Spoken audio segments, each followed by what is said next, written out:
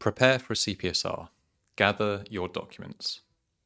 In order to write a cosmetic assessment or CPSR, the assessor requires information about your product.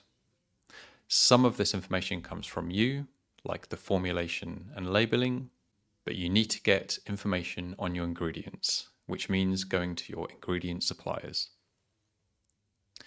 You require the following information from your suppliers.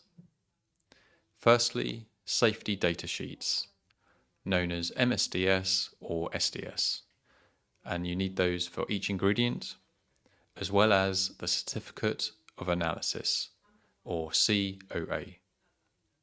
And finally, if you have essential oils or perfumes or fragrances, then you need list of allergens, also known as allergen declaration, or the IFRA certificate. We cover those in a separate video.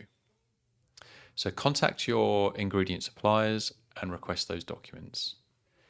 Get the request in early because depending on how reliable and communicative your supplier is, it may take a few days or a few weeks to receive these documents. So we advise to get the request in early. Now you need to know the supplier is legally required to provide you with the MSDS if you request it. So they should have it to hand and provide it free of charge. Regarding the C of A, not all suppliers have C of A's for all their ingredients that they supply.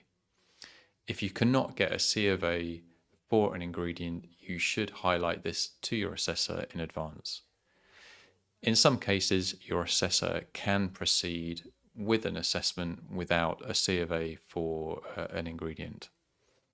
You might want to pause the video here and send the request for these documents now, and then continue once that request is in. Once you start receiving the documents, if you think it will help you organize the files, use our CPSR folder.